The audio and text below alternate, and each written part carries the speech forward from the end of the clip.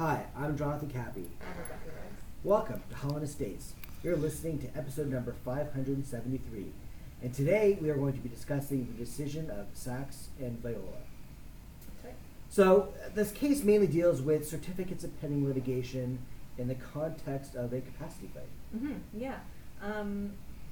So it was pretty much a fight between mom and one daughter on the one hand, and then another daughter on the other hand. I guess I'll dive a little bit into the facts Sure. to get us started. I mean, the history of the family dynamics is a little bit unclear from the decision because there was some evidence of different Yeah, types of I mean this is relationship. very early on in Yeah. the proceeding. Yeah. I mean, this was an application brought to put a CPL on title to mom's property.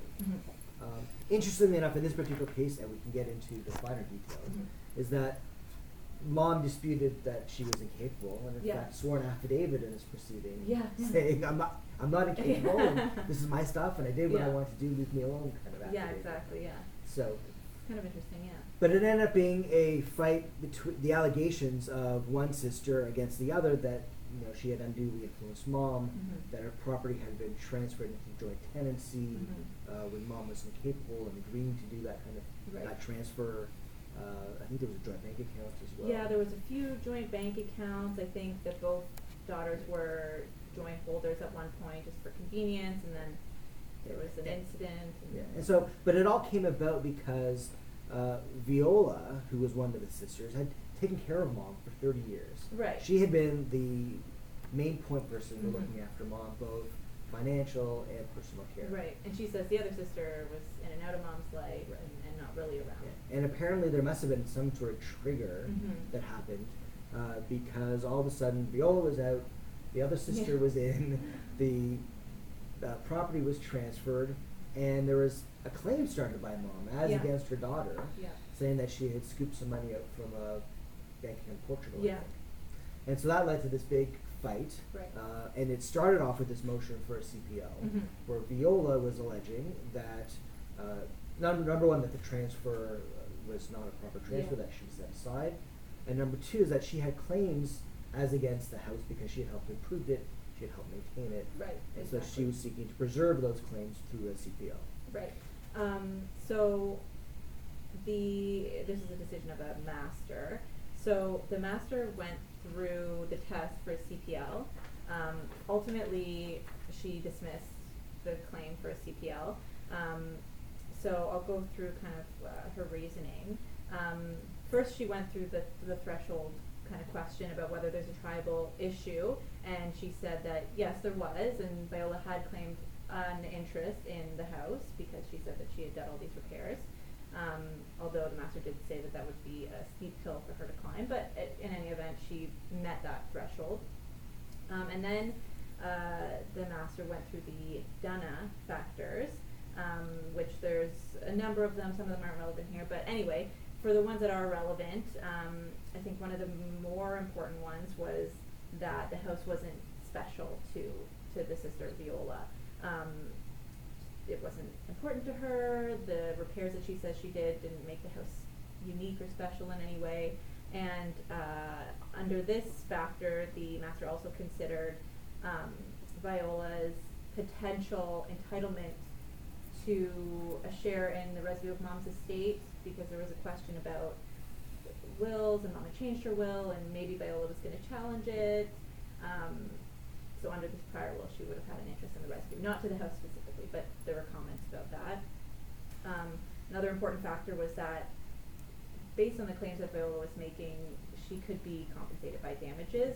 She didn't need the actual house to make her whole. Yeah, I think at the end of the day, the way I normally think about a CPL is, do I want the house? The house itself. Is the house unique? Is it the house that I want? If that's the interest in land, if I'm claiming that I want the house, for example, if I was purchasing a house, and I entered into an agreement to purchase a sale for a particular house, it was a house that I grew up in as a child. I was buying that one house. Yeah. And then the vendor backed out of the deal, and I wanted to try to enforce it. A CPL, because that house was unique, I want that house. Nothing else will do, damages won't do. Yeah. Then that's, I think, what the certificate of pending litigation was intended for. And I think in this particular case, it really wasn't about the house. No. Right? It was about damages, a claim for damages. And the court was not willing to tie up mom's property unnecessarily just for that purpose. Right. And definitely one of the factors is damages a suitable alternative. And clearly in this particular case, that's all she really wanted. Yeah. Exactly. Another issue was that mom was elderly. The house was listed for sale, so she was looking to sell it. Perhaps she was looking to downsize or to move. And the master said, I'm not going to let you upend this lady's financial future. I mean, she may need to downsize, she may need to sell it, she may need finance. Yeah, exactly. And I'm not going to tie up this lady's property just because you're making these allegations. And it's a steep hill you've got to climb. I mean, Viola admitted that when she did all these things for mom, it was for natural love and affection. She wasn't looking for something in return. And now the mom's flipped, she's flipping. Yeah. So, you know, what that remedy was, I don't know. It hasn't been determined yet. Right.